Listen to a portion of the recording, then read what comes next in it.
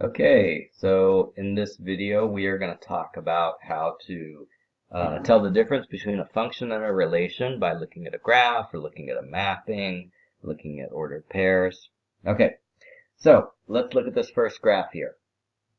Remember that x is the input and y is the output. Remember that with a function, if for any input it always gives the same output. For a relation, it gives more than one output for some of the inputs. Okay, so let's look at this graph and see if there's any inputs. There's this input, there's this input, there's this input. For any of these inputs, does this graph give two different answers or two different outputs? And yeah, look at that one. For this input here, which is 1, 2, 3, 4, it's 5. For the input of 5, it gives both 2, and it also gives 3, 4, 5, 6, 7, 8, 9, 10. It also gives 10.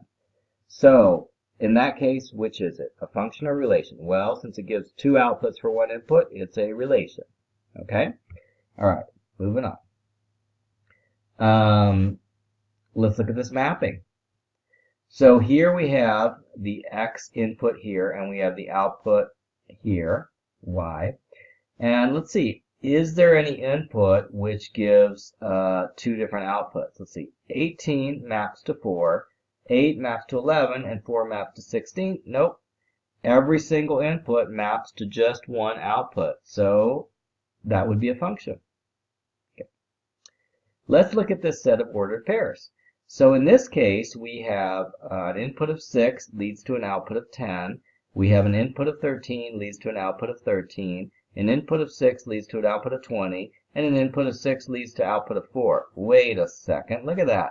We have three mappings here. We have this one, this one, this one, where 6 leads to three different outputs. So that is definitely a relation and not a function, right? Okay. When we look at this table, we have -8 mapping to 1. We have 19 going to 8. So the input of 19 goes to an output of 8. And we have -8 mapping to 4. Wait a second. We have -8 input going to an output of 1. And we also have an input of -8, the same input going to an output of 4. So we have one input going to two different outputs. Is that a relation or a function? It would be a relation. Okay. Ooh, now we have a continuous function. We call it a continuous function because it's not just dots, it's a continuous curve. In this case, is there any point where a certain input, like here, here, here, here, maps to more than one output? And it looks like it doesn't. Look, if I draw a straight line, vertical line, from the input value up to the curve or down to the curve, it only intersects the curve in one place, so that means there's only one output for that input, which means it's a function, right? In fact, I've just created what we call the vertical line test. The vertical line test says that if you draw a vertical line at any point of the function and you only intersect the function once or none, nonce, If you intersect the function once or not at all, then it is a function. Okay? If you happen to intersect the function twice with a vertical line or more, that would mean that it's a relation. So in this case, we did the vertical line test. We intersected only once. That means it's a function. Okay? Let's move on. Now we have a very interesting straight graph here. Now, if I draw a vertical line here, I intersect nothing. Does that mean it's not a function? No, that's fine. Functions sometimes don't have any outputs for certain inputs. That's fine. What it can't have is it can't have two outputs for one input. So let's cross. Oh, look at that.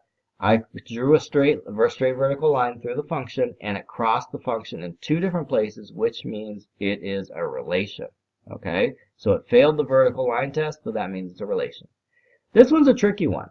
Look how, if I draw vertical lines through it here, it only intersects once, so I'm thinking it's a function, right? Now, do you remember what it means if you have a solid dot? A solid dot in the number lines that we used in the linear inequalities chapter said that that means that it includes that number. Okay, so look at this. It includes the number here. It also includes the number here. So if I draw a vertical line exactly through both of these dots, that means I hit this relation 2 times. And if I hit the relation 2 times, that means it's a relation and not a function. Okay? I hit the graph 2 times, it's a relation. Ooh, this is an interesting one. Look, it's got open circles. Open circles, according to the linear inequalities chapter, means that if you draw a vertical line through them, you're not actually intersecting anything because the empty circle says that that number is not included. Okay? So if I draw a vertical line precisely through these two open circles, miss the function. I don't intersect the function at all. Does that mean it's not a function? No, it doesn't mean anything. It could be a function, it could be a relation, we still don't know. Is there any place I could draw a vertical line through this graph and intersect it twice? And I don't think so. Like even here, if I draw a line exactly through this open circle and the closed circle, it will hit the graph at the closed circle, but it does not hit the graph at the open circle, so that's just once, right? So looks like this strange function here is indeed a function.